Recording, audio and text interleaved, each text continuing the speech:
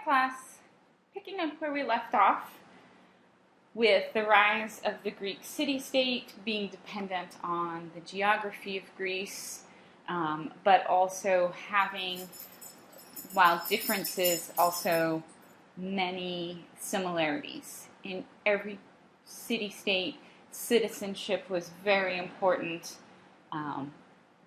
Sharing the tradition in the beliefs of those same gods, very important. This idea of arete, or striving for excellence, also a fundamental part of Greek culture. But obviously, in the political governance and how the citizen actually participated in politics differed greatly from city to city. The textbook focuses mostly on three different varieties: oligarchy, tyranny, and democracy.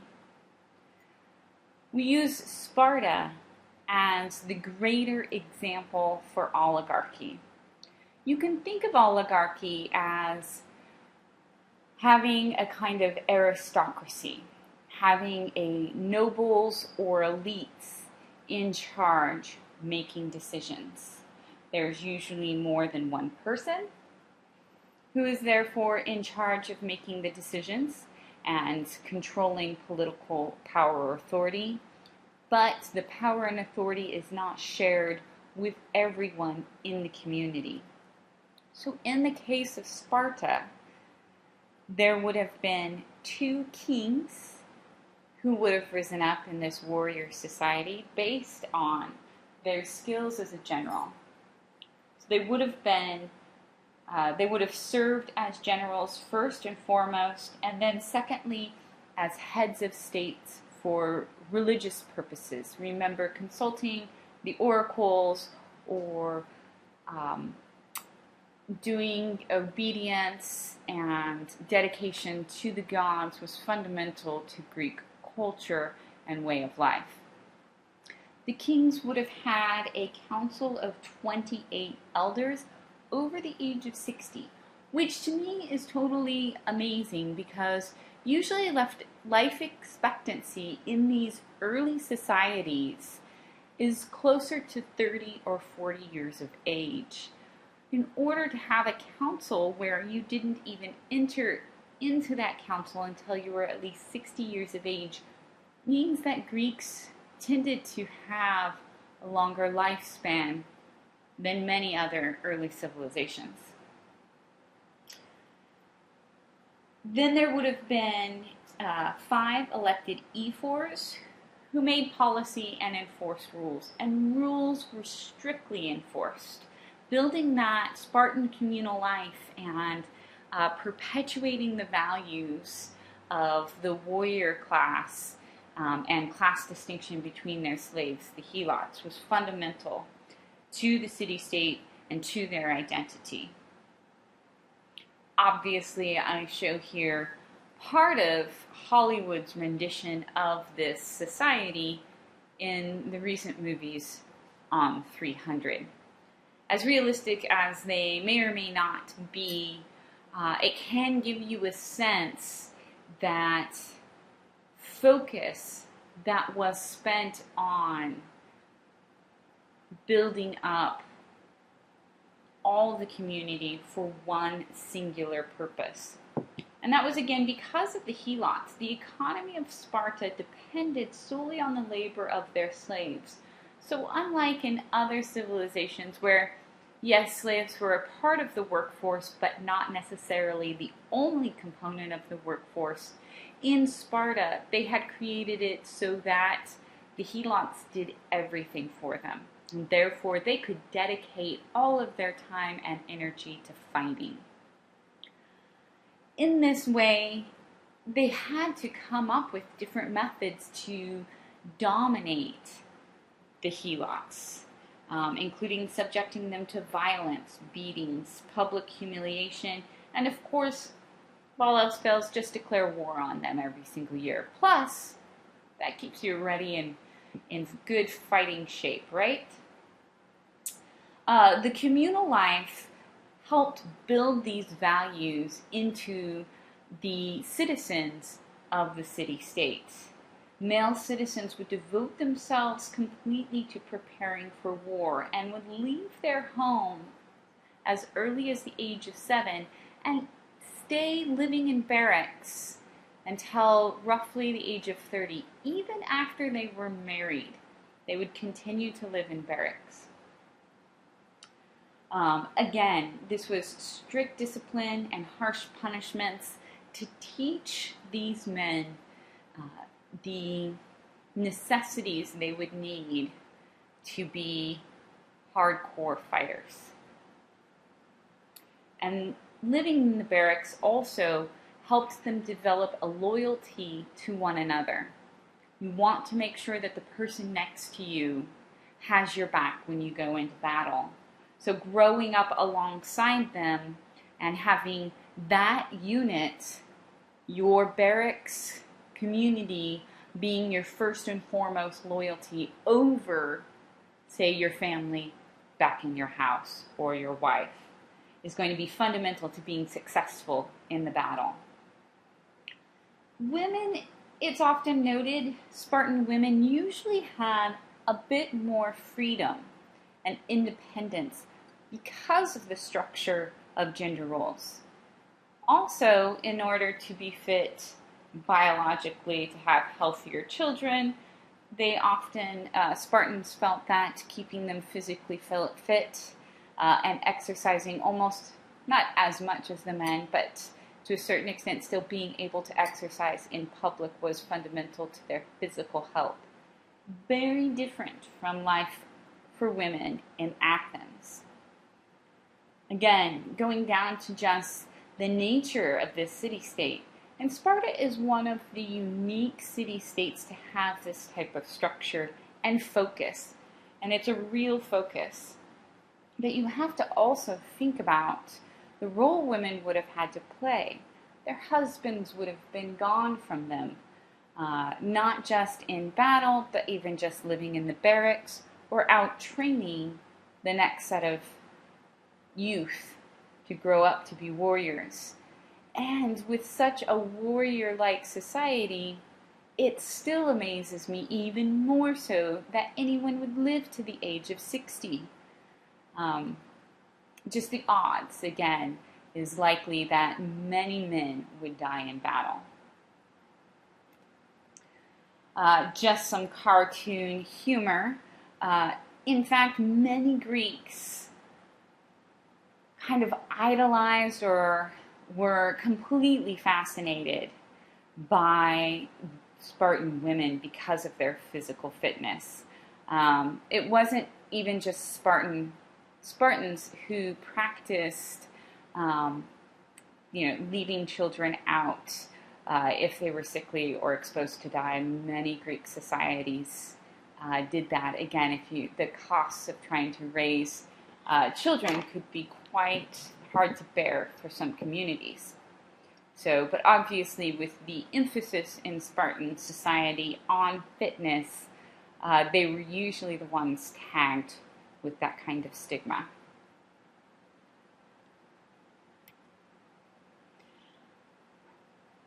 So with this whole focus on warriors, how do the sources help you create an image or support any types of arguments or construction for this warrior society?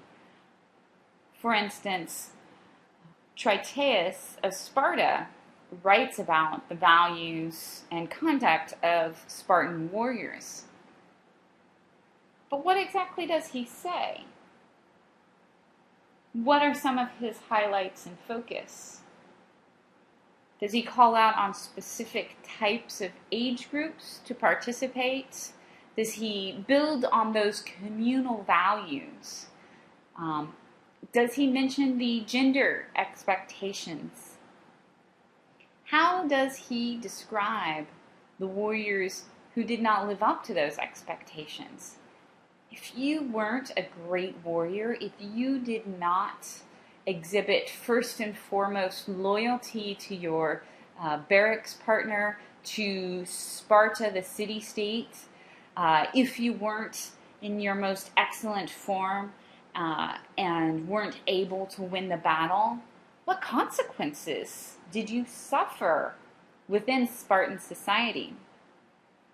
And what do those criticisms tell you about Spartan culture? You've got to think about it. Is it a very tolerant society? How many of us in our modern period would be able to handle that type of lifestyle? I'm actually really curious about that with this group. So maybe some of you can comment on that in the discussion. Briefly, we're going to look at tyranny in Corinth. And Corinth is not the only city-state that practiced tyranny. Tyranny was a political system that many city-states would turn to in times of necessity. Athens had its series of tyrants as well. And tyrants were not necessarily the evil political image that we have today. Tyrants,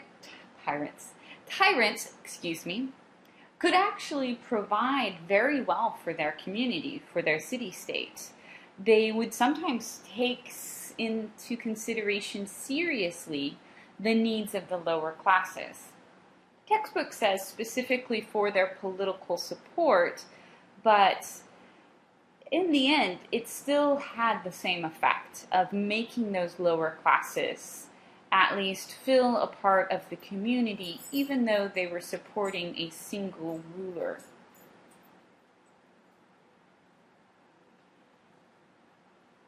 So in this instance, in Corinth, the family of right? Who can pronounce these words sometimes? Cypselus ruled for quite an extended period of time, as you can see here, over 70 years or so. So not bad considering. Obviously, in most other instances, a tyrant would usually only rule once around, and then after that tyrant, either another would step into its place or the city-state would move on to some other form, and it would be a temporary solution, as in the case in Athens.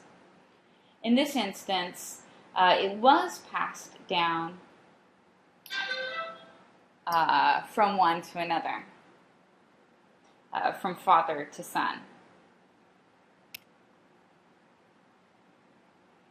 And then we move to Athens, and this is, as the textbook brings up, probably one of the more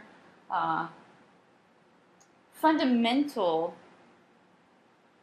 political forms to take away from archaic Greece, democracy. How often do we discuss the spread of democracy, not only in our own country, but in much of Western civilization or the world? Athenian democracy, though, is quite different from the democracy practiced today. However, of course, we want to look back for some of the continuities or the ideas that may have sparked our own founding fathers. Athens also, just to note, was not the only democratic Greek city-state, but pretty much it was the most famous in history. It offered political rights to many, not all necessarily, but many, and it financed magnificent public buildings. And later, we'll talk about next week, and developed a great maritime empire, obviously, which was part of the second 300 movie, if you haven't seen it.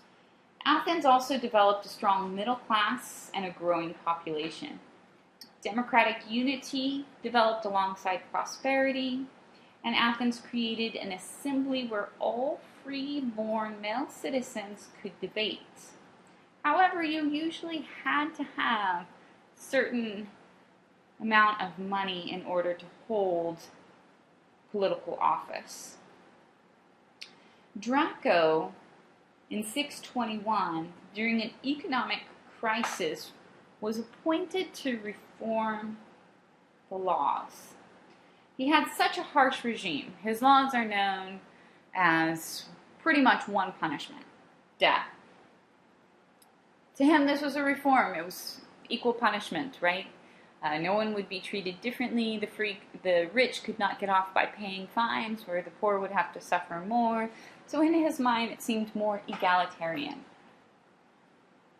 The Greeks didn't think so much. Again, one of the reasons we have the term draconian, meaning harsh.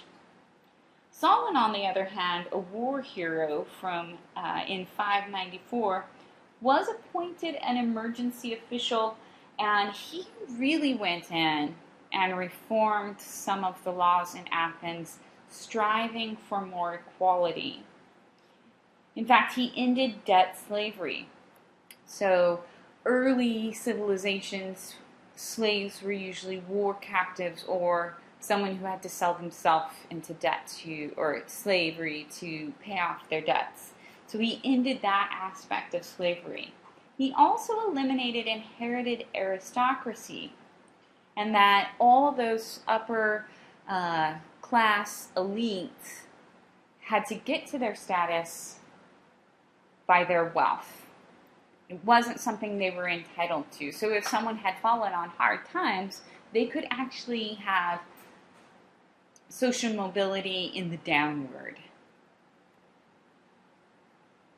Solon also reformed and streamlined the administration of the state, again, bringing more equality to the judicial system by introducing a system of appeals. Does any of this sound familiar? Solon extended power to all citizens and made the laws apply equally to all Athenian freemen. It's always important to keep in mind here, though, that a citizen of Athens is going to be a free male. It's not going to apply to slaves. It's not going to apply to foreigners. And while women may have received some protections from the law, they were not able to participate in politics.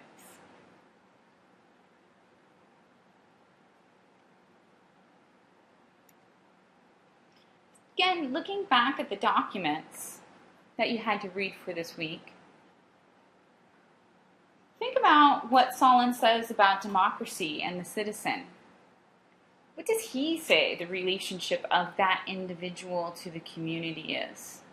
Why does Solon think that Athenian citizens pose a threat to the actual city-state? This will let you understand more deeply or clearly his reasons for making the reforms that he does. In fact, on the top of the second page of the poems,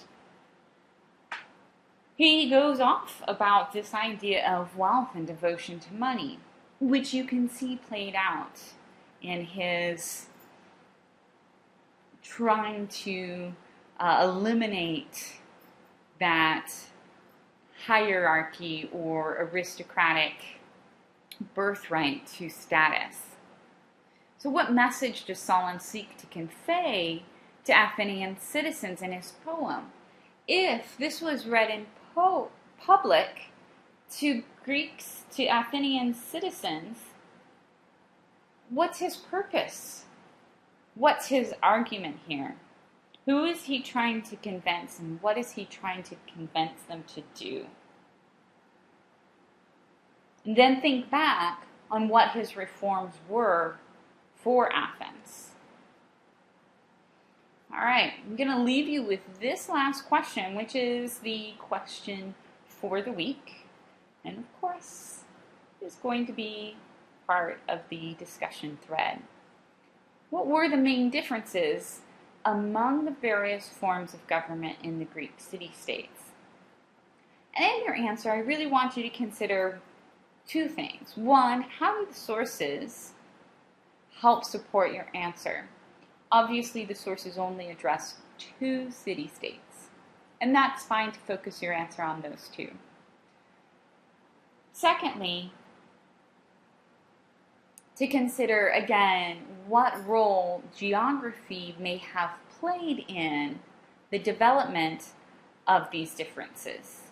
Is there a reason that Sparta ended up being a more warlike society, whereas Athens turned more towards democracy? Is there something with being along the coastline, having easier access to the Mediterranean Sea and the trade and commerce that may have encouraged, as opposed to being an inland city-state surrounded by mountains? I'll leave you with that, and I can't wait to hear your responses.